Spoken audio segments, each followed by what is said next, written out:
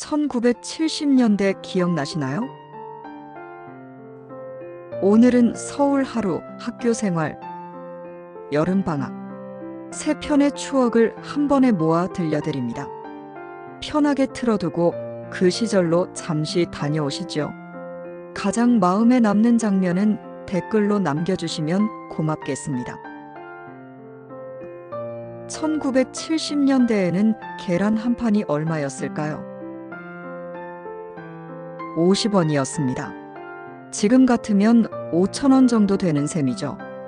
오늘은 그 시절 서울 사람들이 아침부터 저녁까지 어떻게 살았는지 천천히 들려드리겠습니다. 편하게 앉으시거나 누워서 들으셔도 좋습니다. 함께 1970년대 서울로 떠나볼까요?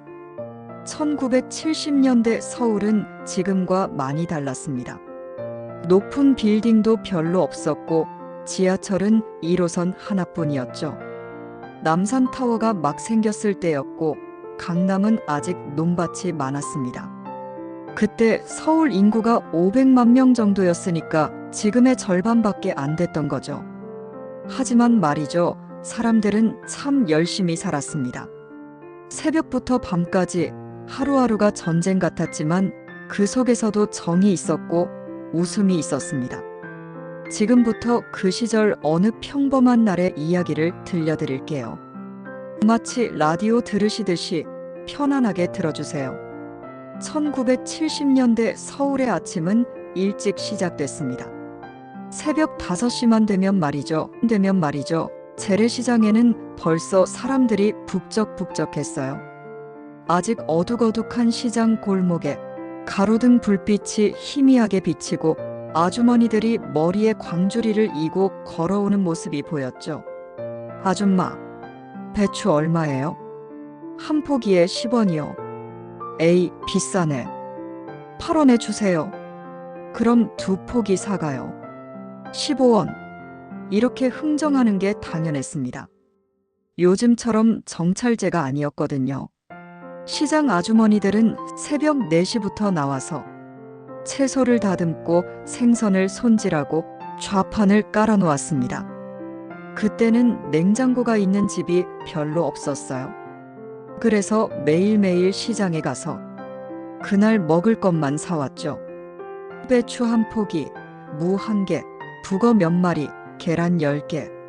이게 보통 가정의 장바구니였습니다. 계란 10개에 50원이었으니까 한 개에 5원씩 하는 거죠. 지금 생각하면 정말 싸죠?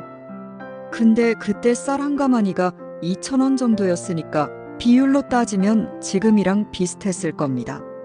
시장 한쪽에서는 연탄 장수 아저씨가 리어카에 연탄을 가득 싣고 지나갔어요. 연탄 사세요. 연탄 한 장에 7원이었습니다. 하루에 보통 10장 정도 썼으니까 한 달 연탄값이 2,000원 정도 들었죠. 집집마다 연탄불을 떼서 난방을 했고 밥도 지었습니다. 그 연탄 냄새가 골목마다 가득했어요. 지금은 그 냄새를 맡을 수 없지만 그때 그 냄새가 바로 집의 냄새였습니다. 시장 어귀에는 국밥집이 있었어요. 새벽 일찍 일 나가는 인부 아저씨들이 뜨끈한 국밥으로 아침을 때웠죠. 국밥 한 그릇에 50원. 계란 한 판이랑 똑같은 가격이었습니다. 김이 모락모락 나는 국밥에 깍두기 몇 조각 얹어 먹으면 그게 바로 그 시절 최고의 아침이었습니다. 7시가 되면 출근 시간이 시작됩니다. 버스 정류장마다 사람들이 줄을 서 있었어요. 그때는 버스가 지금처럼 많지 않았거든요. 한 번 지나가면 20분, 30분을 기다려야 했죠. 그래서 버스가 오면 말이죠, 사람들이 우르르 몰려들었습니다. 아이고, 비켜봐요. 에이, 밀지 마세요. 버스 문에 매달려가는 사람도 있었어요. 안전문 같은 것도 없었고 그냥 손잡이 하나 잡고 매달려서 갔습니다. 차장 아가씨가 버스 뒤에서 호루라기를 불며 소리쳤죠. 더 타실 분, 뒤로 가세요. 버스 요금은 20원이었습니다. 차장 아가씨한테 돈을 내면 손으로 표를 뚝뚝 끊어줬어요. 지금처럼 교통카드 같은 건 상상도 못했죠. 그때 서울에는 지하철이 1호선밖에 없었어요.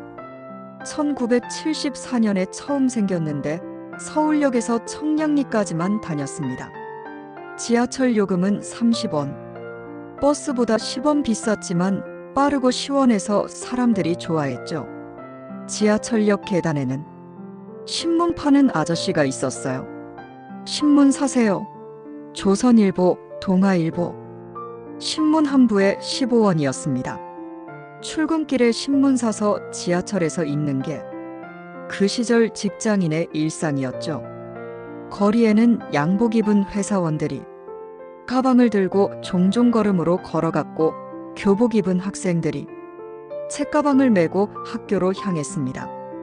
그때 여학생들 교복은 검정 치마에 흰 블라우스였고 남학생들은 까만 교복에 학생 모자를 썼었죠. 길거리에서 담배 피우는 학생이 있으면 지나가던 어른이 바로 혼냈습니다. 야, 학생이 담배를 피워. 그때는 그게 당연했어요. 남의 집 아이도 내 아이처럼 꾸짖을 수 있었던 시절이었죠.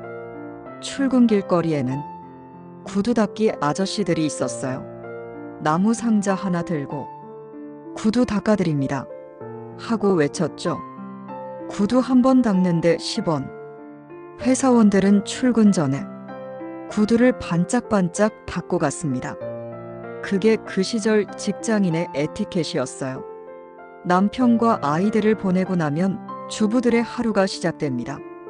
그때는 요즘처럼 세탁기나 청소기가 흔하지 않았어요. 빨래는 손으로 다 빨았죠. 빨래판에 비누 문질러서 손으로 박박 빨고 옥상이나 마당에 널었습니다. 그러고 나면 점심 준비. 연탄불 위에 냄비를 올려놓고 밥을 짓고 국을 끓였죠. 된장찌개, 김치찌개, 요즘도 똑같죠? 그때도 밥상에는 김치, 된장찌개, 나물이 기본이었습니다. 점심을 먹고 나면 이웃집 아주머니들이 모여서 골목에서 수다를 떨었어요. 아이고, 요새 쌀값이 왜 이렇게 비싼지 모르겠어요. 그러게 말이에요. 애들 학비 내고 나면 남는 게 없어요. 하지만 그 속에서도 웃음이 있었고 서로 돕고 사는 정이 있었습니다. 누가 아프면 옆집에서 죽을 끓여주고 누가 경사 있으면 다 같이 모여서 축하했죠. 골목 한쪽에서는 아이들이 뛰어놀았습니다. 딱지치기, 구슬치기, 고무줄놀이. 요즘 아이들은 모르는 놀이들이죠. 야, 내 구슬 돌려줘. 싫어. 이건 내가 딴 거야. 아이들 웃음소리가 골목에 가득했습니다. 오후 2시쯤 되면 동네에 장수들이 나타났어요. 엿 바꿔 먹어요. 엿. 엿장수 아저씨가 가위로 엿을 자르는 소리가 들리면 아이들이 우르르 몰려갔죠. 헌옷이나 고무를 가져가면 엿으로 바꿔줬습니다. 아저씨, 이거 주면 엿 얼마나 줘요? 이 정도면 엿 한 덩이 주지. 엿 한 덩이를 받아서 친구들이랑 나눠 먹는 게 그 시절 아이들의 큰 기쁨이었어요. 길거리에서는 아이스케키 파는 아저씨도 다녔습니다. 아이스케키, 시원한 아이스케키. 하얀 상자를 자전거에 싣고 종을 딸랑딸랑 울리며 다녔죠. 아이스케키 하나에 10원. 여름이면 동네 아이들이 10원 동전 쥐고 뛰어나왔습니다. 그때는 에어컨이 없었으니까 아이스케키 하나가 더위를 식히는 유일한 방법이었죠. 골목 어귀에는 구멍가게가 있었어요. 사탕, 과자, 라면, 음료수를 파는 작은 가게였죠. 학교 끝나고 아이들이 용돈 10원, 20원 들고 가서 사탕 몇 개 사 먹는 게 일상이었습니다. 아줌마, 새우깡 하나 주세요. 20원이야. 새우깡 한 봉지가 20원이었어요. 그걸 친구들이랑 나눠 먹으면 한 명당 몇 개씩밖에 안 돌아갔지만 그게 그렇게 맛있었어요. 요즘처럼 과자가 넘쳐나는 시대가 아니었으니까요. 오후 5시쯤 되면 아빠들이 퇴근을 시작합니다. 버스를 타고 지하철을 타고 집으로 돌아오는 길. 그때는 야근이라는 게 흔했어요. 밤 9시, 10시까지 일하고 집에 오는 게 당연했죠. 집에 들어오면 저녁 밥상이 차려져 있었습니다. 온 가족이 밥상에 둘러앉아 저녁을 먹었어요. 그때는 온 가족이 함께 밥 먹는 게 당연했습니다. TV는 저녁 6시에 뉴스를 했고 7시에는 드라마가 나왔죠. 그때는 TV가 흑백이었어요. 컬러 TV는 아주 부유한 집에만 있었고 대부분은 흑백 TV를 봤습니다. 온 가족이 TV 앞에 모여서 저녁 드라마를 보는 게 그 시절의 낙이었죠. 여보슬 여보슬 같은 드라마가 나오면 온 동네가 조용해졌어요. 다들 집에서 TV 보느라 밖에 나오지 않았거든요. 저녁을 먹고 나면 아이들은 숙제를 했습니다. 책상에 앉아서 공책에 연필로 쓰고 지우고, 그때는 컴퓨터가 없었으니까 숙제도 다 손으로 썼죠. 산수 문제, 받아쓰기, 일기. 요즘 아이들보다 훨씬 단순했지만 그 시절 아이들도 열심히 공부했습니다. 밤 9시쯤 되면 골목이 조용해졌어요. 가로등 불빛 아래로 늦게 귀가하는 사람들이 하나 둘 보이고 개 짖는 소리, 멀리서 들리는 차 소리. 그게 1970년대 서울 밤의 풍경이었습니다. 그때는 24시간 편의점도 없었고 밤늦게까지 문 연 가게도 별로 없었어요. 밤 10시만 넘으면 거의 모든 가게가 문을 닫았죠. 집집마다 하나둘 불이 꺼지고 사람들은 잠자리에 들었습니다. 내일 또 일찍 일어나야 하니까요. 새벽 5시면 또 시장이 열리고 7시면 또 출근길이 시작되고 그렇게 하루하루가 반복됐습니다. 힘들었지만 그 속에서도 희망이 있었어요. 내일은 더 나아질 거야. 우리 아이들은 더 잘 살 거야. 그런 희망으로 하루하루를 견뎌냈던 시절이었습니다. 이렇게 1970년대 서울 사람들은 살았습니다. 지금 생각하면 정말 불편했죠. 세탁기도 없고 에어컨도 없고 스마트폰은 꿈도 못 꿨으니까요. 하지만 말이죠. 그때는 그게 행복이었습니다.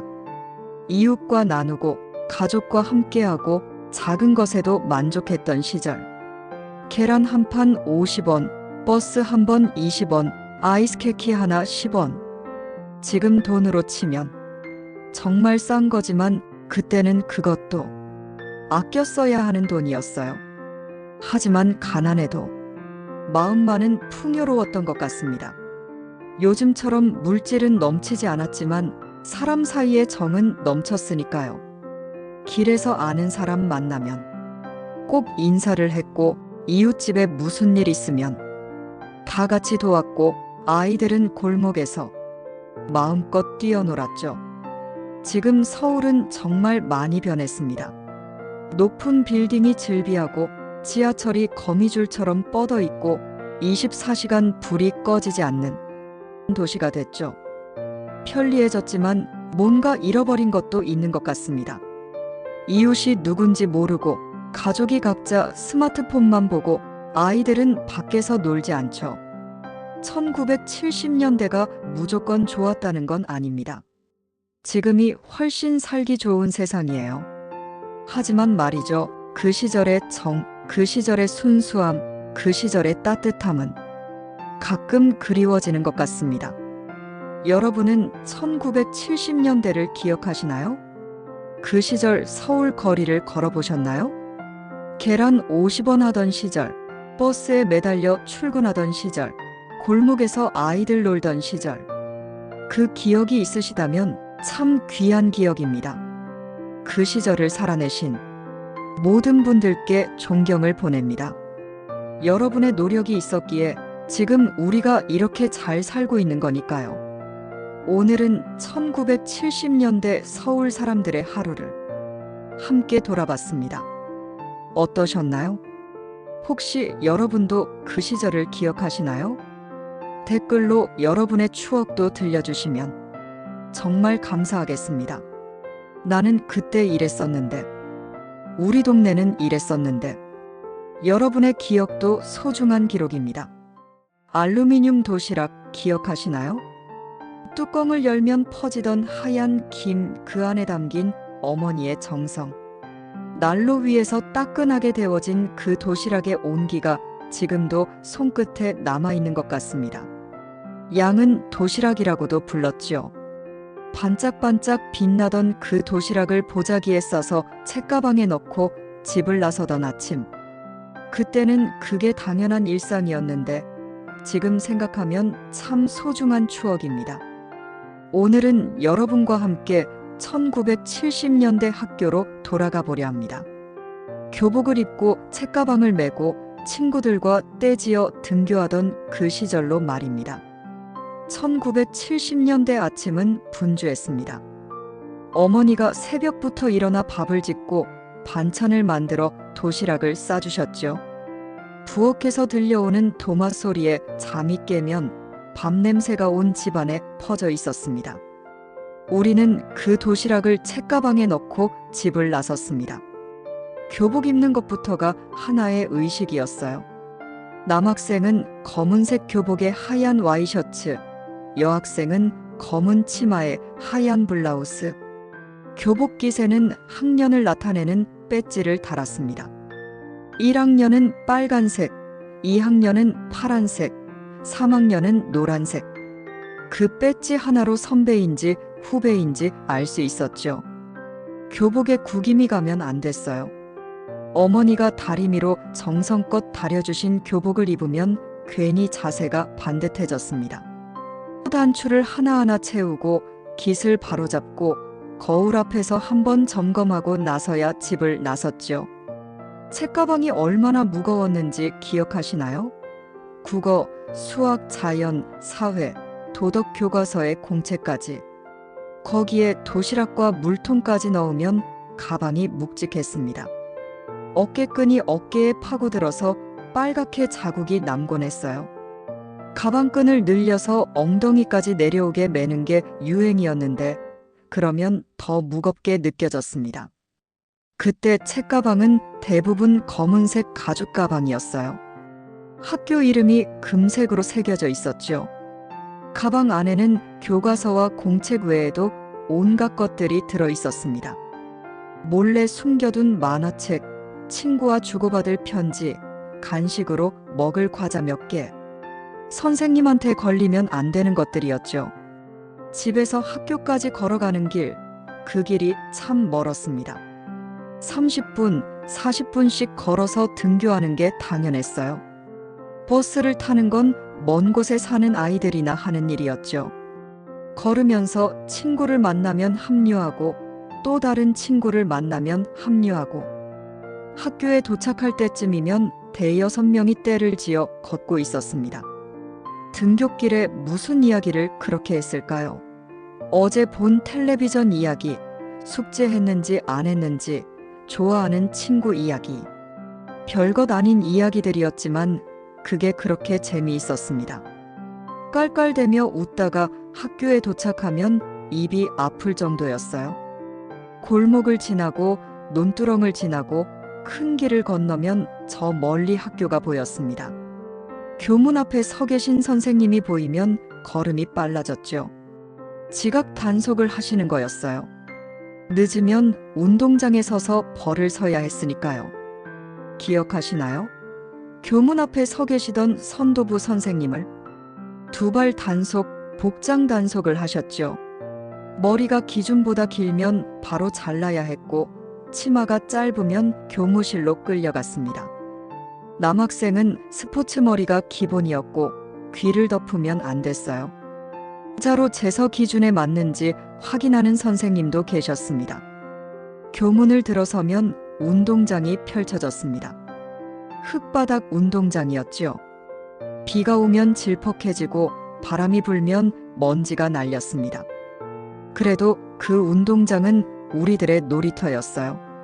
학교 도착하면 가장 먼저 하는 일이 운동장 조회였습니다. 월요일 아침이면 전교생이 운동장에 나와서 반별로 줄을 맞춰 섰죠.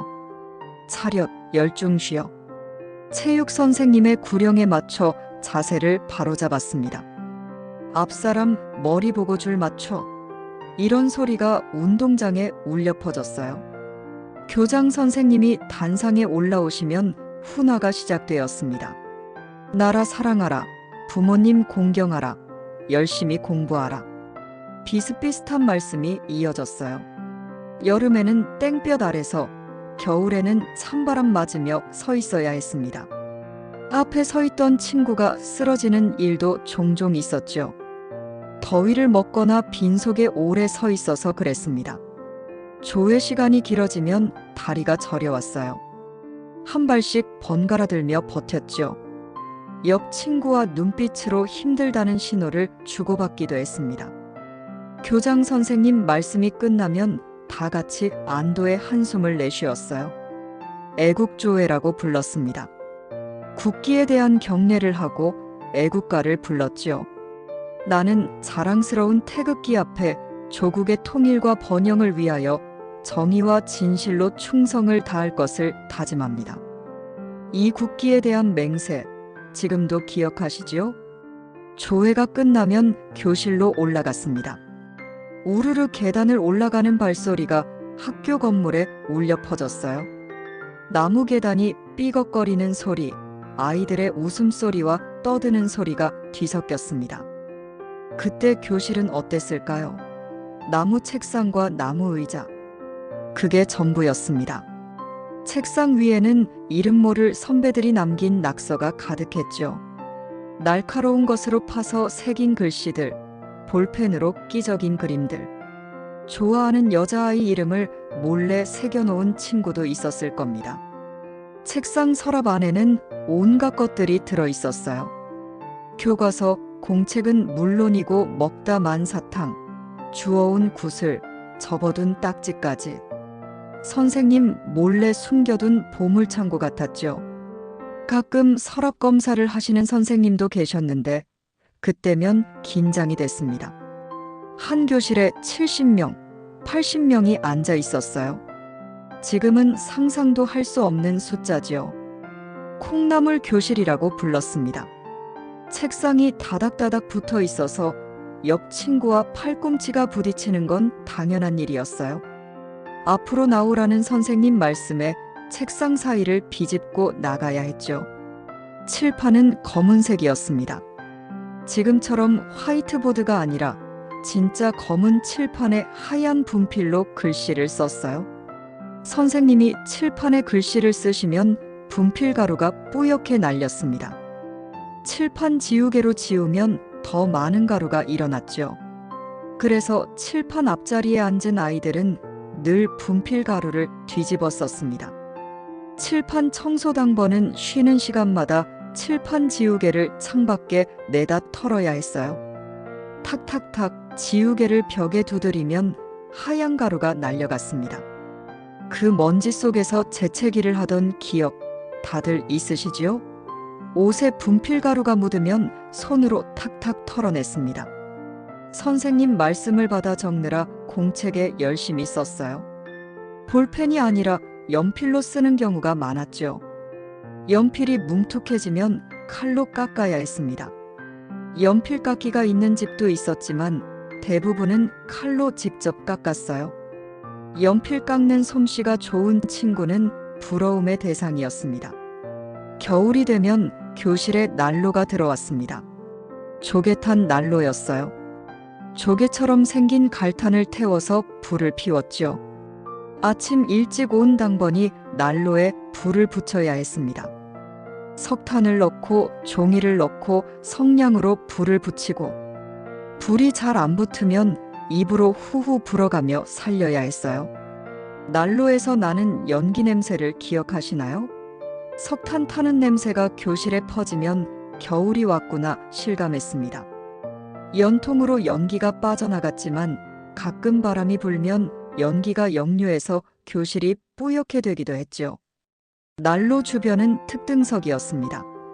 추운 겨울, 난로 가까이 앉은 아이들은 따뜻했지만 창가에 앉은 아이들은 외풍에 떨어야 했죠. 그래서 자리 바꾸는 날이면 난로 옆자리를 두고 눈치 싸움이 벌어졌습니다. 난로 바로 옆에 앉으면 너무 더워서 문제였고 너무 멀면 추웠어요. 난로 위에는 양철 대야가 올려져 있었어요. 그 안에 물을 담아두면 증발하면서 건조한 교실 공기를 촉촉하게 만들었죠. 물이 보글보글 끓는 소리가 배경음악처럼 들렸습니다. 그리고 그 옆에는 그렇습니다. 도시락이 올려져 있었습니다. 기억하시나요? 점심시간이 가까워지면 난로 위에 도시락을 올려놓았던 것을 2층, 3층으로 차곡차곡 쌓아 올렸죠. 밑에 깔린 도시락은 너무 뜨거워지고 위에 올린 도시락은 덜 데워지고 자기 도시락이 어디 있는지 확인하려고 슬슬 자리에서 일어나는 아이들이 있었습니다. 도시락이 너무 오래 올려져 있으면 밥이 눌었어요. 누룽지가 된 도시락밥, 그것도 나름의 별미였습니다. 바닥에 눌어붙은 밥을 숟가락으로 긁어 먹으면 고소한 맛이 났죠. 일부러 눌게 놔두는 친구도 있었어요. 난로 옆에서 장갑을 말리기도 했습니다. 젖은 장갑에서 김이 모락모락 피어올랐죠. 양말을 말리는 친구도 있었는데 그러면 냄새가 나서 난리가 났어요. 야, 누구야 양말 말리는 거? 이런 소리가 들리면 범인이 얼른 양말을 치웠습니다. 그 시절 선생님은 무서운 존재였습니다. 사랑의 매라는 말이 있었죠. 회초리로 손바닥을 맞거나 종아리를 맞거나 숙제를 안 해오면 시험을 못 보면 떠들면 이유는 다양했습니다. 출석부로 머리를 맞기도 했어요. 딱 소리가 교실에 울리면 모두가 조용해졌죠.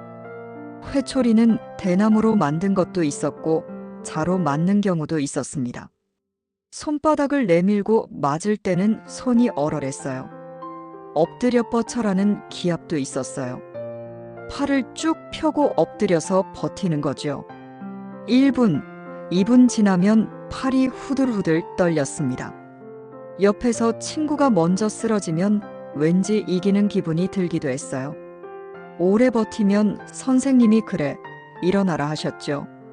오리 걸음도 있었죠. 양손을 귀에 대고 쪼그려 앉아서 오리처럼 걷는 벌. 운동장을 한 바퀴 돌고 오라는 벌을 받으면 다리가 뻐근했습니다. 무릎이 아파서 다음 날까지 절뚝거리는 친구도 있었어요. 지금 생각하면 그때 체벌이 너무 심했던 것 같기도 합니다. 하지만 그 시절에는 그게 당연한 풍경이었어요. 맞으면서 컸다는 말이 괜히 나온 게 아니죠. 선생님을 원망하기보다는 내가 잘못해서 맞는다고 생각했던 것 같습니다. 교실 청소 당번도 있었습니다. 청소 시간이 되면 책상을 뒤로 밀고 빗자루로 바닥을 쓸었죠. 걸레를 짜서 바닥을 닦고 창문을 닦고 분단별로 구역을 나눠서 청소했는데 어떤 분단은 열심히 하고 어떤 분단은 대충 하고 그러다 선생님한테 걸리면 다시 청소해야 했습니다. 복도에 물을 뿌리고 대걸레로 밀던 기억. 물이 너무 많으면 미끄러워서 넘어지는 아이도 있었어요. 일부러 물을 많이 뿌려서 미끄럼을 타는 장난꾸러기도 있었죠. 청소가 끝나면 책상을 다시 앞으로 끌어오고 창문을 열어서 환기했습니다. 청소 검사를 통과해야 집에 갈 수 있었어요. 드디어 점심시간입니다. 네 번째 교시가 끝나고 점심종이 울리면 교실 안이 술렁거렸어요. 책상 위로 도시락이 올라오고 뚜껑을 여는 소리가 여기저기서 들렸습니다. 딸그락딸그락 알루미늄 도시락 소리가 교실에 울려 퍼졌죠. 알루미늄 도시락, 양은 도시락이라고도 불렀죠. 뚜껑을 열면 하얀 김이 모락모락 피어올랐습니다. 난로 위에서 데워진 밥이 따끈했어요. 그 위에 어머니가 정성껏 얹어주신 반찬들. 도시락 뚜껑을 열 때의 그 설렘을 기억하시나요? 기억하시나요? 도시락 반찬으로 뭘 싸오셨나요?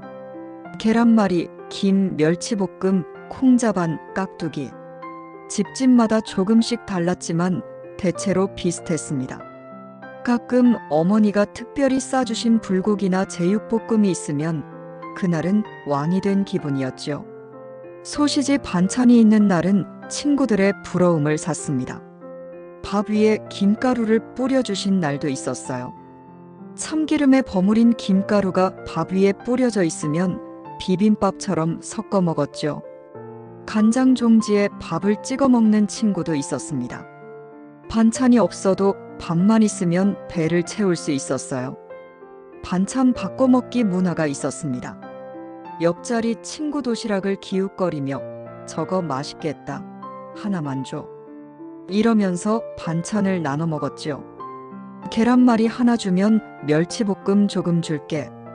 이런 식으로 물물 교환이 이루어졌습니다. 젓가락으로 반찬을 집어서 친구 도시락에 넣어주고 친구도 내 도시락에 반찬을 넣어주고 그러다 보면 원래 내 도시락에 있던 반찬보다 다른 반찬이 더 많아지기도 했어요. 그래도 그게 재미있었습니다. 도시락을 못 싸온 친구도 있었어요. 집안 형편이 어려워서 아니면 부모님이 일찍 나가셔서 그런 친구에게는 밥을 조금씩 덜어줬습니다. 반찬도 나눠주고요. 그때는 그게 자연스러운 일이었어요. 친구가 배고픈데 나만 먹을 수는 없었으니까요. 야, 너 오늘도 도시락 없어? 엄마가 일찍 나가셔서. 그러면 여기 내 거 좀 먹어. 이런 대화가 오갔습니다. 받는 친구도 고맙다고 했고 주는 친구도 당연하다고 했죠. 급식이 없던 시절이었습니다. 지금 학교처럼 급식실에서 밥을 먹는 게 아니라 각자 도시락을 싸와야 했죠. 그래서 점심시간이 되면 교실이 밥 냄새로 가득 찼습니다. 여러 집에서 온 여러 가지 반찬 냄새가 뒤섞인 그 냄새, 지금도 코끝에 남아있는 것 같습니다. 도시락을 다 먹고 나면 뚜껑을 덮어서 가방에 넣었어요. 빈 도시락은 아침보다 가벼웠죠. 집에 가져가면 어머니가 설거지를 해서 다음 날 다시 싸주셨습니다. 매일 반복되는 일이었지만 그 안에 어머니의 사랑이 담겨 있었습니다. 학교에 매점이 있었던 분들도 계시지요? 매점에서 파는 간식들, 그것도 큰 즐거움이었습니다. 용돈 10원, 20원 쥐고 매점에 가면 온갖 간식이 진열되어 있었어요.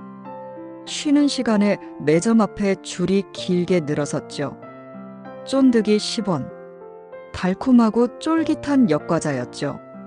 이빨에 달라붙어서 떼어내기 힘들었지만 그 맛이 좋아서 자꾸 사 먹었습니다. 수업 시간에 몰래 먹다가 걸리면 혼났어요. 아폴로 10원. 딸기맛 초콜릿 과자였어요. 빨간 딸기 모양이 예뻐서 여자아이들이 특히 좋아했죠.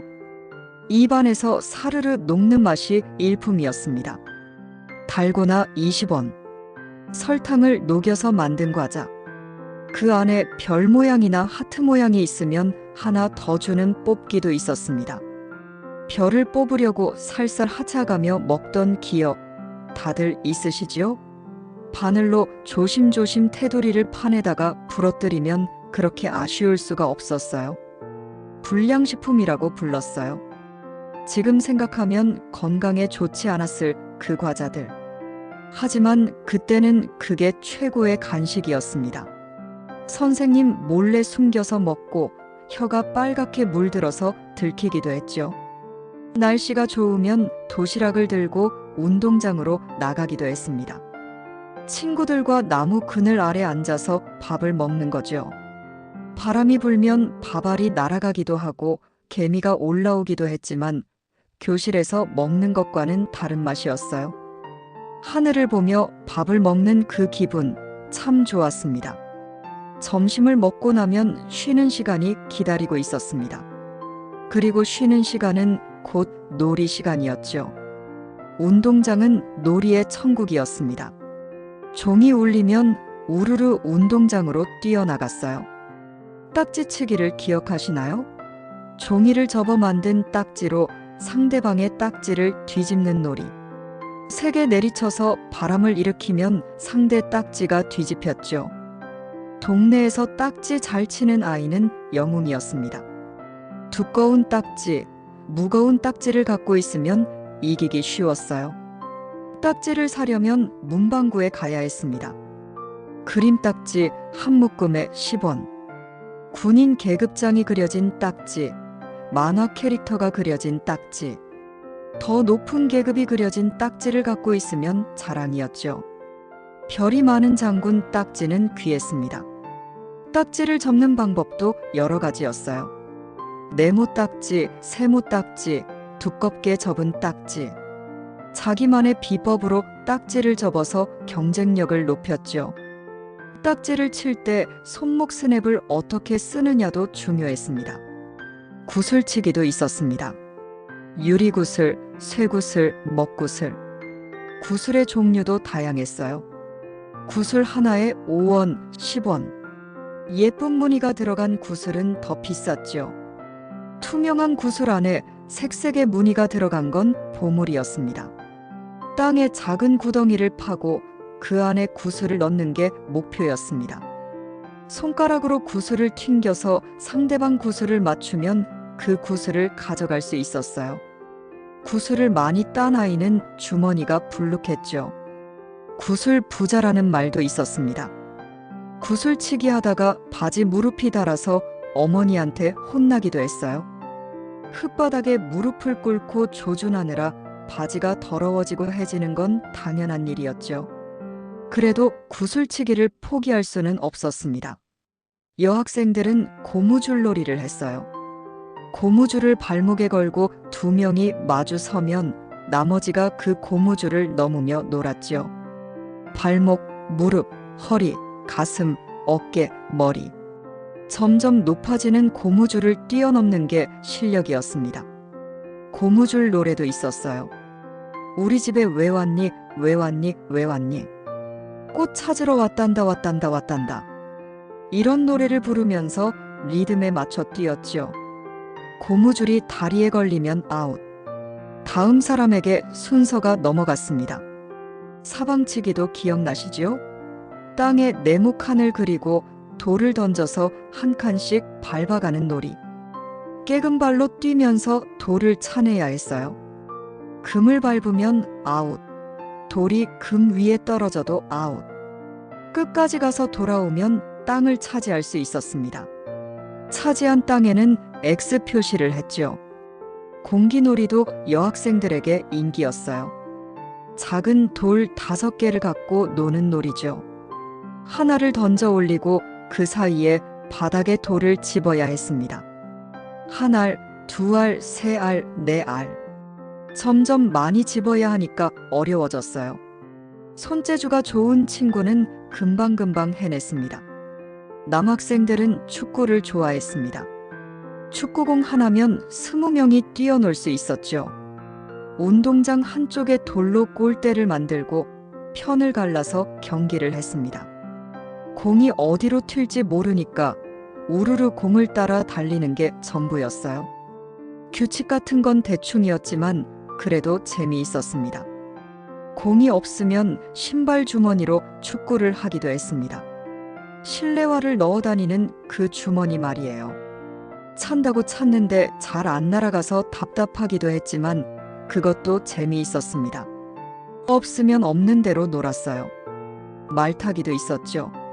한 편이 말이 되고 다른 편이 올라타는 놀이.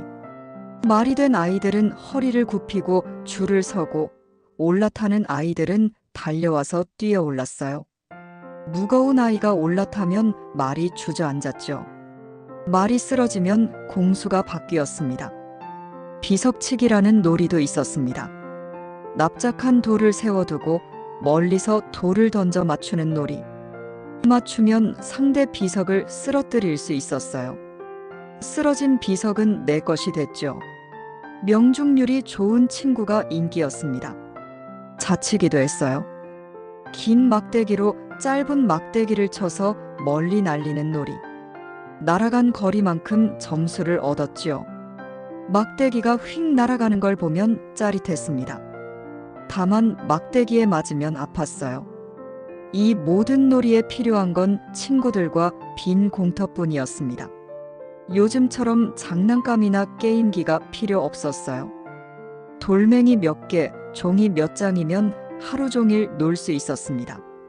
그게 그 시절의 행복이었죠. 수업이 끝나면 청소 시간이었습니다. 교실 청소, 복도 청소, 화장실 청소. 분단별로 구역을 나눠서 청소했죠. 빗자루로 쓸고 걸레로 닦고 창문도 닦았습니다. 청소하기 싫어서 슬슬 빠지는 친구도 있었어요. 그러다 걸리면 혼자 다시 청소해야 했죠. 청소가 끝나면 드디어 학교. 집에 갈 시간이었습니다. 책가방을 메고 교문을 나서면 해방된 기분이었어요. 친구들과 함께 집으로 걸어갔죠. 학교 길은 등교길보다 더 느긋했습니다. 서두를 이유가 없었으니까요. 논두렁에서 개구리를 잡기도 하고 개울에서 물장난을 치기도 했습니다. 문방구에 들러 딱지를 구경하고 구멍가게에서 아이스 깨끼를 사 먹기도 했죠. 아이스 깨끼 하나에 5원, 10원이었어요. 비닐봉지에 든 색색의 얼음과자. 빨갛고 노랗고 파란 것들이 있었죠. 빨아먹으면 입술이 그 색깔로 물들었습니다. 친구들끼리 누구 입술이 더 빨간지 비교하기도 했어요. 집에 도착하면 가방을 던져두고 다시 밖으로 나갔습니다. 동네 친구들이 기다리고 있었으니까요. 해가 질 때까지 놀다가 어머니가 부르시면 그제야 집으로 돌아갔습니다. 저녁 먹어라. 그 소리가 들릴 때까지 우리는 놀았습니다. 어머니의 그 목소리가 동네에 울려 퍼지면 하나둘 집으로 향했어요. 내일 또 놀자. 그래, 내일 봐. 인사를 하고 헤어졌죠. 다음 날이면 또 만나서 똑같이 놀았습니다. 1970년대 학교 생활. 콩나물 교실에 70명씩 앉아 공부하던 그 시절. 난로에 도시락을 데워 먹고 운동장에서 뛰어놀던 그때. 지금 학교는 많이 달라졌습니다. 급식이 나오고 에어컨이 있고 스마트보드가 있죠. 한 반에 20명이 채 안 되는 학교도 많습니다. 체벌은 금지되었고 아이들은 스마트폰으로 게임을 합니다.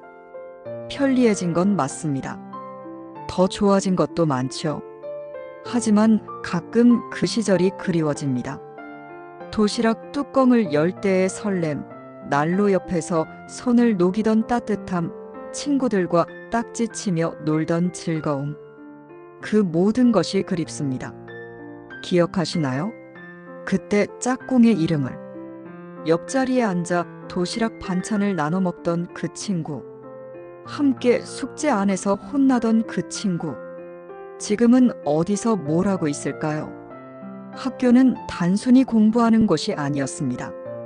친구를 사귀고 추억을 만들고 인생을 배우는 곳이었죠. 선생님의 회초리도 어머니의 도시락도 친구들과의 놀이도 모두가 우리를 키워준 자양분이었습니다. 오늘 이 영상을 보시면서 학창시절 생각이 나셨다면 그것만으로도 저는 기쁩니다. 그 시절 추억을 함께 나눠주셔서 감사합니다. 방학숙제 기억하시나요? 방학식 날 아침 가슴이 두근두근 뛰었죠. 교실에 들어서면 칠판에 커다란 글씨로 방학식이라고 적혀 있었습니다. 선생님께서 통지표를 나눠주시면 떨리는 마음으로 성적을 확인했어요. 잘 나오면 기쁘고 못 나오면 집에 가기가 무서웠죠. 하지만 그날만큼은 성적이 어떻든 마음이 들떴습니다. 긴 여름 방학이 시작되니까요. 통지표를 받아들고 내용을 살펴봤습니다. 국어수, 산수, 양, 사회수, 자연미. 과목마다 수음이양가 중 하나가 적혀 있었죠. 수가 많으면 좋았고 양이나 가가 있으면 걱정이 됐습니다. 특히 아버지한테 보여드리기가 무서웠어요. 그래도 방학이라는 단어 하나로 모든 걱정이 사라졌죠. 선생님께서 방학 숙제를 알려주셨습니다. 일기 쓰기 매일, 그림 일기 10장, 독후감 3편, 식물 채집 20종류, 곤충 채집 15종류. 숙제 목록이 칠판에 빼곡히 적혀 있었죠. 그때는 한숨이 나왔지만 방학이 얼마나 긴데 다 할 수 있겠지 하고 가볍게 생각했습니다. 그게 큰 착각이었다는 걸 개학 전날에야 깨달았죠. 방학식이 끝나면 교문을 뛰쳐나갔습니다. 무거운 가방을 메고도 발걸음이 가벼웠어요. 친구들과 손을 흔들며 내일 보자, 내일 보자 인사를 나눴죠. 그때의 설렘 기억하시나요? 40날이 넘는 긴 여름이 눈앞에 펼쳐지는 그 기분을요. 세상을 다 가진 것 같은 그 해방감을요. 집에 돌아오면 어머니께서 물어보셨어요. 성적은 어때? 괜찮아요? 대충 대답하고 방으로 들어가 가방을 던져놓았습니다. 숙제는 내일부터 하면 되지. 그렇게 생각하면서요. 그 내일이 8월 말까지 이어질 줄은 꿈에도 몰랐습니다. 1970년대 여름방학의 아침은 라디오 체조로 시작되었습니다. 기억하시나요? 새벽 6시에 일어나서 학교 운동장으로 향하던 그 길을요. 새벽 6시, 아직 해가 채 뜨지 않은 시간이었습니다. 어머니가 흔들어 깨우시면 눈을 비비며 일어났죠. 이불 속에서 5분만 더 버티다가 결국 일어나야 했습니다. 졸린 눈을 하고 세수도 대충 하고 운동복으로 갈아입고 집을 나섰어요. 시원한 새벽 공기가 졸음을 깨워주었습니다. 골목을 걸어가면 친구들이 하나둘 합류했습니다. 야, 너도 가냐? 응, 오늘은 늦잠 잘 뻔했어. 우리 반 애들 몇 명이나 왔을까? 그런 이야기를 나누면서 학교로 향했죠. 새벽 골목에서 만나는 친구들이 반가웠습니다. 방학인데도 친구들을 볼 수 있다는 게 좋았어요. 학교 운동장에 도착하면 벌써 아이들이 모여 있었어요. 선생님 한 분이 나오셔서 출석을 부르셨죠. 1학년 1 반 김영수. 네. 1학년 1 반 박철호. 네. 출석부에 이름이 불리면 네 하고 대답하고 선생님이 도장을 찍어주셨습니다. 라디오 체조 출석 카드에 빨간 도장이 하나씩 찍힐 때마다 뿌듯했어요. 출석 카드는 작은 종이었습니다. 날짜별로 네모칸이 그려져 있었고 매일 도장을 받으면 빨간 도장이 한 칸씩 채워졌죠. 개근하면 카드가 빨간 도장으로 가득 찼습니다. 그 카드를 보면 뿌듯했어요. 하루도 안 빠지고 나왔다는 증거니까요. 라디오에서 체조 음악이 흘러나오면 모두 제자리에 섰습니다. 국민 체조를 시작하겠습니다. 먼저 숨쉬기 운동. 하나, 둘, 셋, 넷. 그 음악과 구령이 아직도 귀에 선합니다. 두 팔을 크게 벌리고 허리를 숙이고 점프를 하고 10여 분 정도 체조를 하고 나면 온몸에 땀이 송글송글 맺혔죠. 체조 동작 하나하나가 기억납니다. 팔 벌려 뛰기, 허리 돌리기, 다리 굽혀 펴기, 온몸 털기. 음악에 맞춰 동작을 따라하면 몸이 개운해졌어요. 처음에는 귀찮았지만 하다 보니 재미있기도 했습니다. 체조가 끝나면 선생님이 말씀하셨어요. 내일도 꼭 나와라. 개근하면 상 준다. 그 말에 고개를 끄덕이고 집으로 돌아갔습니다. 아침 6시에 일어나는 게 힘들었지만 친구들과 함께하는 시간이 즐거웠어요. 그리고 개근상에 대한 욕심도 있었죠. 비가 오는 날에도 라디오 체조는 있었습니다. 우산을 쓰고 학교에 갔죠. 비가 많이 오면 강당에서 체조를 했습니다. 비 오는 날 아침, 우산을 쓰고 걷던 그 골목길이 떠오릅니다. 무릉덩이를 피해 걷다가 신발이 젖기도 했어요. 집에 돌아오면 어머니가 아침밥을 차려주셨습니다. 라디오 체조 다녀왔니? 네. 잘했다. 밥 먹어라. 뜨끈한 된장국에 밥을 말아 먹으면 하루가 시작되었죠.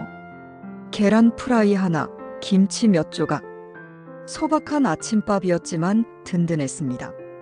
아침을 먹고 나면 온종일 놀 수 있었어요. 라디오 체조 출석 카드를 꽉 채우면 개학날 선생님께 제출했어요. 개근한 학생에게는 상장과 함께 상품을 주셨죠. 공책이나 연필 세트 같은 것이었지만 그래도 상을 받으면 기분이 좋았습니다. 친구들 앞에서 상장을 받을 때의 뿌듯함 기억나시죠? 이름이 불리면 앞으로 나가서 상장을 받고 친구들의 박수를 받았습니다. 여름방학의 하이라이트는 시골 할머니 댁에 가는 것이었습니다. 기억하시나요? 기차를 타고 시골로 향하던 그 설레는 여행을요. 방학이 시작되고 며칠이 지나면 어머니가 말씀하셨어요. 이번 주에 할머니 댁 가자. 그 말에 가슴이 뛰었습니다. 시골에 가면 도시에서는 할 수 없는 것들을 할 수 있으니까요. 계곡에서 물놀이도 하고 매미도 잡고 수박도 실컷 먹을 수 있었죠. 할머니가 해주시는 맛있는 음식도 먹을 수 있었고요. 서울역으로 가는 날 아침 일찍 일어나 짐을 쌌습니다. 어머니가 도시락을 싸주셨어요. 김밥이나 주먹밥, 삶은 계란, 사과 몇 개. 기차에서 먹을 간식거리였죠. 보따리에 옷가지와 선물을 챙기고 설레는 마음으로 집을 나섰습니다. 할머니 댁에 가져갈 선물도 있었어요. 설탕이나 과자 같은 것들이었죠. 서울역은 사람들로 북적거렸어요. 기차표를 끊으려면 줄을 서야 했죠. 창고 앞에서 한참을 기다린 끝에 표를 샀습니다. 서울에서 대전까지 완행열차 표가 500원 정도였어요. 특급 열차인 무궁화호나 새마을호는 더 비쌌지만 우리는 보통 완행열차를 탔습니다. 느리지만 정겨운 기차였죠. 플랫폼에서 기차를 기다렸습니다. 기차가 들어오면 쇠바퀴 소리가 우르르 울렸어요. 증기기관차 시절에는 연기가 뿜어져 나왔죠. 나중에는 디젤 기관차, 전기 기관차로 바뀌었지만 기차를 기다리는 설렘은 똑같았습니다. 기차에 오르면 자리를 찾아 앉았습니다. 나무 의자였어요. 쿠션 같은 건 없었죠. 딱딱했지만 그래도 기차를 타는 것 자체가 신나는 일이었습니다. 창문을 열면 바람이 들어왔어요. 에어컨 같은 건 없었으니 여름에는 창문을 열어야 했죠. 바람에 머리카락이 날렸습니다. 기차가 출발하면 도시 풍경이 스쳐 지나갔습니다. 아파트며 공장이며 건물들이 창문 너머로 지나가고 점점 시골 풍경으로 바뀌었죠. 푸른 논이 펼쳐지고 산이 보이고 작은 마을들이 나타났습니다. 창문 밖 풍경을 구경하는 것만으로도 시간 가는 줄 몰랐어요. 논에서 일하는 농부들, 소를 끌고 가는 아저씨, 빨래를 널고 있는 아주머니. 그런 풍경들이 눈에 들어왔습니다. 기차 안에서 도시락을 꺼내 먹었습니다. 어머니가 싸주신 김밥을 한 입 베어 물면 참기름 냄새가 코끝을 스쳤죠. 단무지 씹히는 소리가 아삭아삭 났습니다. 삶은 계란 껍질을 까서 소금에 찍어 먹고 사이다를 마셨어요. 기차 안에서 먹는 밥은 왜 그렇게 맛있었는지 모르겠습니다. 덜컹거리는 기차 속에서 창밖 풍경을 바라보며 먹는 도시락. 그 맛을 잊을 수가 없어요. 역마다 기차가 멈추면 창문으로 물건 파는 아주머니들이 다가왔어요. 삶은 계란이요, 찐 옥수수요, 사이다요. 목소리가 기차 안으로 들려왔죠. 어머니가 옥수수 몇 개를 사주시면 뜨끈뜨끈한 옥수수를 호호 불며 먹었습니다. 알갱이를 하나씩 떼어 먹으면 고소하고 달콤한 맛이 났어요. 기차 안에서는 책을 읽기도 하고 잠을 자기도 했습니다. 덜컹거리는 리듬에 스르르 잠이 들곤 했지요. 어머니가 흔들어 깨우시면 창밖에 익숙한 풍경이 보였습니다. 다 왔다. 준비해라. 그 말에 부랴부랴 짐을 챙겼어요. 몇 시간을 달려 시골역에 도착하면 할아버지나 삼촌이 마중 나와 계셨어요. 아이고, 우리 손자 왔구나. 할아버지가 웃으시며 머리를 쓰다듬어 주셨죠. 얼마나 컸어, 많이 컸네. 그 말씀에 쑥스러우면서도 기뻤습니다. 짐을 들고 마을로 향하는 길, 흙길을 따라 걸으면 논냄새, 풀냄새가 코를 간지렸어요. 도시에서는 맡을 수 없는 냄새였습니다. 시골길을 걸으면 풍경이 달랐습니다. 논에는 벼가 푸르게 자라고 있었고 밭에는 고추, 참외, 수박이 열려 있었죠. 길가에는 코스모스가 피어 있었고 잠자리가 날아다녔습니다. 도시의 회색빛 풍경과는 완전히 다른 세상이었어요. 할머니 댁에 도착하면 할머니가 대문 앞에서 기다리고 계셨습니다. 아이고, 얼마나 컸어. 밥 먹었냐? 배고프지? 연신 안부를 물으시며 안으로 들어가셨죠. 할머니 손을 잡으면 거칠지만 따뜻한 감촉이 느껴졌습니다. 평생 농사일을 하신 손이었어요. 마루에 올라앉으면 시원한 바람이 불어왔습니다. 마당에서 불어오는 바람, 처마 밑 그늘의 서늘함. 에어컨 없이도 시원했던 그 시절이 그립습니다. 할머니 댁은 흙벽의 기와지붕이었어요. 마루는 나무로 되어 있었고 앉으면 엉덩이가 시원했죠. 할머니 댁 마당에는 우물이 있었습니다. 두레박을 내려서 물을 길어 올리면 차갑디 차가운 물이 올라왔죠. 손을 담그면 손이 시릴 정도였어요. 그 물로 세수를 하면 온몸이 시원해졌습니다.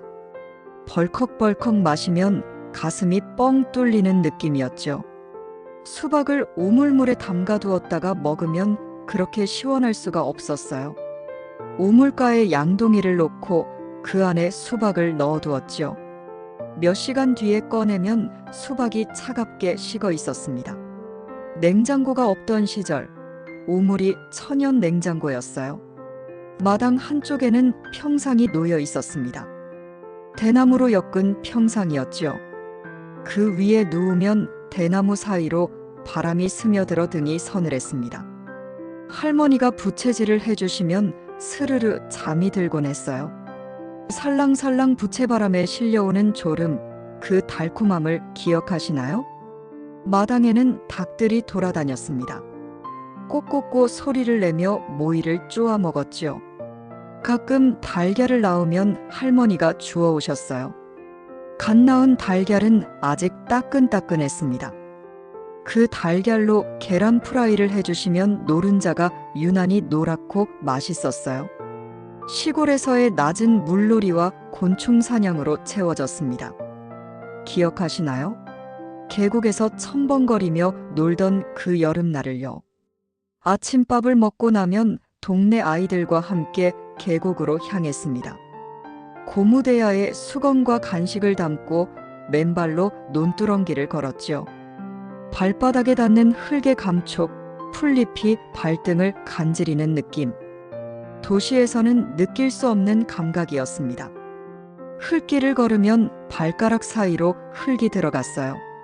처음에는 불편했지만 곧 익숙해졌죠.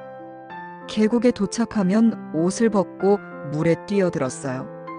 차가운 물이 온몸을 감싸면 더위가 싹 가셨죠.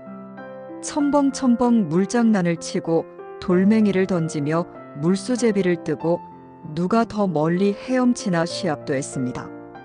물속에서 숨바꼭질도 했어요. 숨을 크게 들이쉬고 물속으로 잠수하면 물고기들이 옆을 스쳐 지나갔습니다.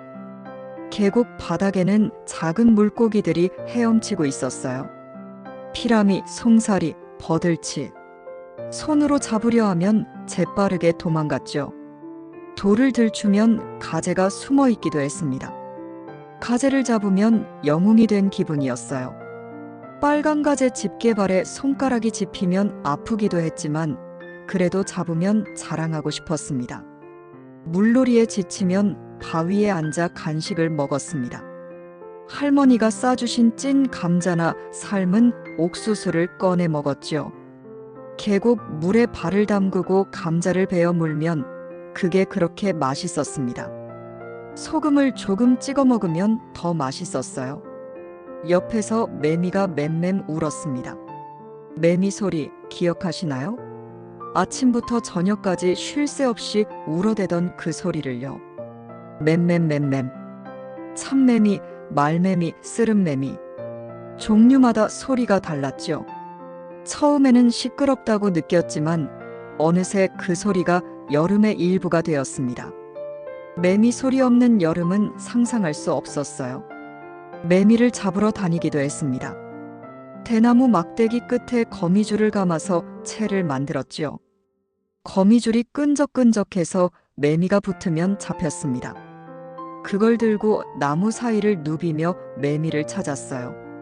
매미가 나무에 붙어 있는 걸 발견하면 숨을 죽이고 다가갔습니다. 살금살금 살금살금. 발소리를 죽이고 다가가서 채를 뻗어 매미를 덮으면 잡히기도 하고 놓치기도 했죠. 매미를 잡으면 손 안에서 파르르 떨었습니다. 날개가 투명하게 빛났죠. 맴맴 울어대는 소리가 손 안에서 울렸습니다. 한참 들여다보다가 놓아주기도 하고 방학 숙제인 곤충 채집에 쓰려고 상자에 넣기도 했어요. 잠자리 잡기도 재미있었습니다. 고추잠자리, 된장잠자리, 왕잠자리, 물잠자리. 종류도 다양했죠. 잠자리채를 들고 논두렁을 뛰어다녔습니다. 잠자리가 앉아있으면 채를 휙 내리쳐서 잡았어요. 잠자리 날개의 무늬를 들여다보면 신기했습니다. 그물처럼 생긴 날개에 햇빛이 비치면 무지개색으로 빛났죠. 나비도 잡았습니다. 호랑나비, 노랑나비, 흰나비, 배추 흰나비. 꽃밭 사이를 날아다니는 나비를 쫓아다녔죠. 나비는 잠자리보다 잡기 어려웠어요. 살살 다가가도 날아가 버렸으니까요. 나비를 잡으면 날개 가루가 손에 묻었습니다. 형형색색의 가루가 손가락에 반짝였죠. 메뚜기도 잡았습니다. 논두렁에 메뚜기가 많았어요. 풀섭을 헤치면 메뚜기가 팡팡 튀어올랐죠. 재빠르게 손을 뻗어 잡았습니다. 메뚜기 다리가 손 안에서 버둥거렸어요. 사마귀도 가끔 봤습니다. 풀잎 위에 앉아서 앞다리를 모으고 있는 모습이 신기했죠. 반딧불이도 봤어요. 여름밤 어둠이 내리면 풀숲에서 반짝반짝 빛이 보였죠. 반딧불이었습니다. 유리병을 들고 반딧불이를 잡으러 다녔어요. 병 안에 반딧불이를 넣으면 은은한 빛이 났죠. 10마리쯤 잡으면 병 전체가 빛났습니다. 그 빛을 바라보며 잠이 들곤 했어요. 지금은 반딧불이를 보기 힘들어졌죠. 그때는 흔했는데 말입니다. 저녁이 되면 할머니 댁 마당에 돗자리를 깔고 수박을 먹었습니다. 우물물에 담가두었던 수박을 꺼내 칼로 쩍 갈랐죠.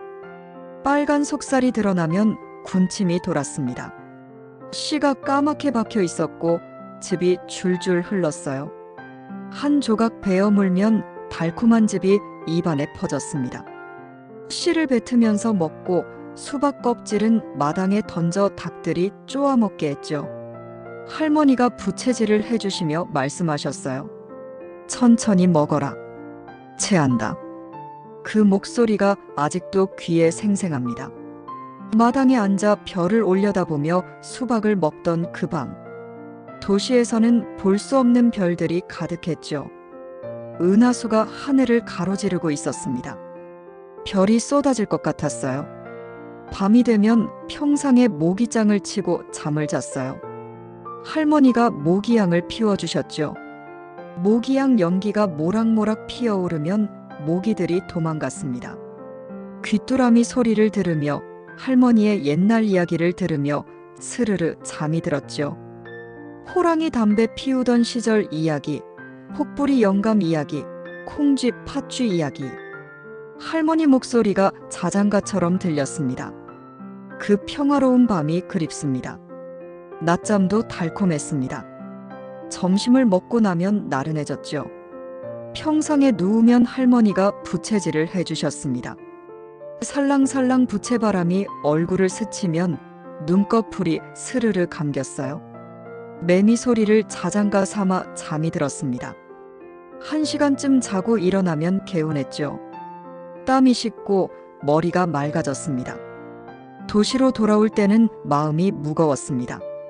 할머니가 이것저것 챙겨주셨어요. 옥수수, 감자, 계란, 참외. 보따리가 묵직해졌죠. 이거 가져가라. 집에서 먹어라. 연신 챙겨주시는 할머니 손길이 따뜻했습니다. 할머니가 손을 흔들며 말씀하셨습니다. 또 와라. 공부 열심히 해라. 기차가 출발하면 창문으로 손을 흔들었어요. 할머니 모습이 점점 작아지다가 보이지 않게 되었습니다. 눈시울이 붉어지기도 했죠. 다음에 또 오겠다고 마음속으로 다짐했습니다. 여름방학의 낮은 더위와의 싸움이었습니다. 기억하시나요? 선풍기 앞에서 아하고 소리내던 그 장면을요. 선풍기, 그 시절 여름의 필수품이었죠. 동그란 선풍기 앞에 앉아서 아아하고 소리를 내면 목소리가 로봇처럼 떨렸습니다. 누구나 한 번쯤 해봤을 그 놀이. 기억나시죠? 선풍기 바람에 머리카락이 날리고 얼굴이 시원해졌습니다. 선풍기 바람을 쐬며 만화책을 보기도 했습니다. 그때는 만화방이 있었죠. 하루에 10원, 20원을 내고 만화책을 빌려봤습니다. 로보트 태권브이, 마징가 Z, 독수리 오영재, 요술공주 민키. 선풍기 바람 아래서 만화책을 넘기던 그 오후가 떠오릅니다. 땀이 흐르고 책장이 바람에 펄럭이고 그래도 재미있어서 계속 읽었지요. 방학 숙제를 해야 한다는 걸 알면서도 자꾸 미뤘습니다. 내일 하지 뭐. 아직 방학 많이 남았잖아. 그렇게 생각하면서 하루하루를 놀기만 했죠. 7월이 가고 8월이 왔습니다. 어느새 달력에 빨간 동그라미 칭개학 날이 가까워졌어요. 방학 숙제 정말 골치 아팠죠. 일기 쓰기가 가장 힘들었습니다. 매일매일 써야 하는데 귀찮아서 미루다 보면 밀리고 밀렸어요. 8월 말이 되면 일기장이 텅 비어 있었죠. 앞에 몇 장만 쓰여 있고 나머지는 하얀 페이지였습니다. 어떻게든 채워야 했어요. 기억나시나요? 개학 전날 밤 밀린 일기를 몰아쓰던 그 절박함을요. 책상에 앉아 일기장을 펴놓고 날짜별로 날씨부터 적었습니다. 7월 21일 월요일 맑음, 7월 22일 화요일 맑음. 날씨는 대부분 맑음이었죠. 장마철에는 비가 왔을 테니 비라고 적고요. 정확히 기억나지 않으니 대충 썼습니다. 뭘 했는지 기억도 안 나는데 어떻게든 채워야 했습니다. 오늘은 집에서 쉬었습니다. 오늘은 숙제를 했습니다. 오늘은 만화책을 봤습니다. 오늘은 친구와 놀았습니다. 비슷비슷한 내용이 반복되었죠. 글씨체도 조금씩 바꿔가며 썼습니다. 같은 날 쓴 게 티나면 안 되니까요. 볼펜 색깔도 바꿔가며 썼어요. 그림 일기는 더 힘들었어요. 그림을 그려야 하니까 시간이 2배로 걸렸죠. 크레파스로 대충 그리고 색칠도 대충 했습니다. 태양은 늘 빨간색, 하늘은 늘 파란색, 나무는 늘 초록색. 비슷비슷한 그림이 반복되었죠. 사람은 막대기처럼 그렸습니다. 그림 실력이 없으니까요. 독후감도 숙제였습니다. 책을 읽고 감상문을 써야 했죠. 그런데 책을 다 읽지도 않고 감상문을 쓰기도 했습니다. 앞부분만 읽고 뒷표지 줄거리를 참고해서 대충 썼죠.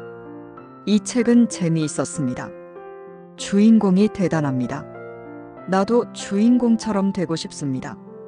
앞으로 이런 사람이 되고 싶습니다. 그런 뻔한 결론으로 마무리했습니다. 식물 채집과 곤충 채집은 여름방학 숙제의 단골이었습니다. 들이나 산으로 가서 식물을 뜯어와 말리고 곤충을 잡아서 표본을 만들어야 했죠. 식물 채집은 그나마 쉬웠어요. 동네 뒷산에 가서 이름 모를 풀과 꽃을 뜯어왔습니다. 집에 와서 신문지 사이에 끼워 말렸죠. 책 밑에 깔아두면 납작하게 말라붙었습니다. 무거운 책을 위에 올려놓고 며칠 기다리면 됐어요. 그걸 스케치북에 붙이고 이름을 적으면 끝이었습니다. 식물 이름은 도감을 보고 찾거나 대충 지어 붙이기도 했죠. 민들레, 토끼풀, 클로버. 아는 이름만 적었습니다. 곤충 채집은 더 어려웠습니다. 잠자리, 나비, 매미, 풍뎅이, 메뚜기. 여러 종류를 잡아야 했죠. 잡은 곤충은 죽여서 표본 상자에 핀으로 꽂아야 했습니다. 그 과정이 좀 잔인하게 느껴지기도 했어요. 곤충이 불쌍하다고 생각하면서도 숙제니까 어쩔 수 없이 했죠.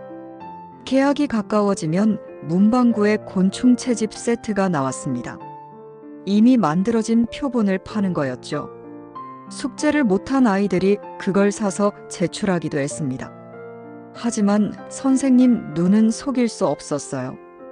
문방구에서 산 건 표시가 났거든요. 곤충이 너무 예쁘게 정리되어 있으니까요. 직접 한 건 좀 어설프거든요. 8월 31일, 개학 전날. 그날은 정말 지옥 같았습니다. 밀린 숙제를 다 해야 했으니까요. 일기장은 반도 안 채워져 있고 그림은 몇 장 안 그렸고 독후감은 시작도 안 했죠. 책상 앞에 앉으면 막막했습니다. 온 가족이 동원되었습니다. 어머니가 일기 쓰는 걸 도와주시고 형이나 누나가 그림 그리는 걸 거들어주기도 했죠.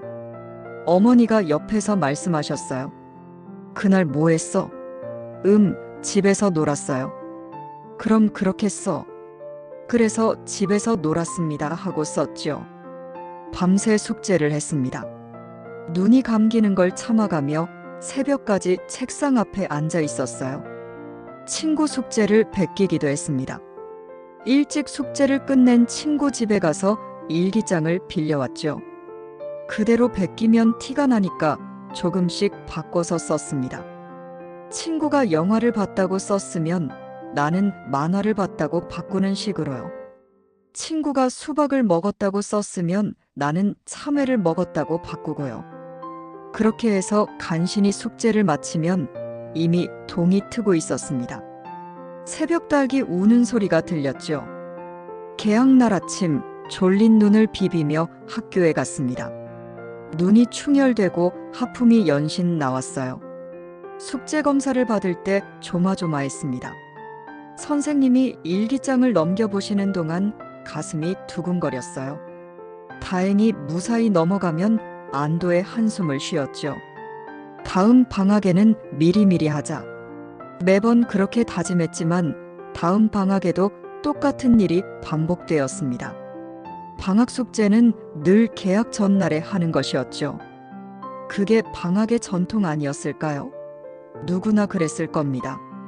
1970년대의 여름방학이 그립습니다. 라디오 체조 도장을 받으러 새벽에 일어나던 기차를 타고 시골 할머니 댁에 가던 설렘, 계곡에서 물장난치고 매미를 잡던 오후, 평상에서 낮잠을 자던 나른한 시간들, 우물물에 담가둔 수박을 먹던 저녁, 별을 보며 잠들던 밤, 그리고 개학 전날 밀린 숙제를 하느라 밤을 새우던 그 절박함까지 모든 게 추억입니다. 그때는 힘들다고 생각했는데 지금 돌아보면 그게 다 행복이었어요. 힘든 줄도 모르고 지나간 시간들이었죠. 지금 아이들은 어떻게 방학을 보낼까요? 학원에 가고 과외를 받고 스마트폰을 보면서 보내겠죠. 계곡에서 물놀이하고 매미를 잡고 할머니 무릎에서 잠드는 경험을 하는 아이가 얼마나 될까요? 반딧불이를 본 적 있는 아이가 얼마나 될까요? 그 시절의 여름이 그리운 이유는 단순해서였던 것 같습니다. 에어컨 없이도 평상에 누우면 시원했고, 게임기 없이도 계곡에서 하루 종일 놀 수 있었고, 할머니의 부채질 한 번이면 잠이 들었지요. 소박하지만 충만했던 그 시절의 여름. 지금은 더 편해졌지만 뭔가 잃어버린 것 같기도 합니다. 그때의 설렘, 그때의 여유, 그때의 정. 그런 것들이 그립습니다. 오늘 이 이야기를 들으시며 여러분의 여름방학이 떠오르셨기를 바랍니다. 라디오 체조음악 기차 안에서 먹던 김밥, 할머니 땡마당의 우물물, 매미소리, 수박의 달콤함, 개학 전날의 절박함. 그 모든 기억들이 여러분의 마음속에서 다시 살아나기를 바랍니다. 오늘도 함께 해주셔서 감사합니다. 세 편 중 어떤 이야기가 가장 마음에 남으셨나요? 다음 주에는 1980년대 추억 3편 몰아보기로 찾아뵙겠습니다.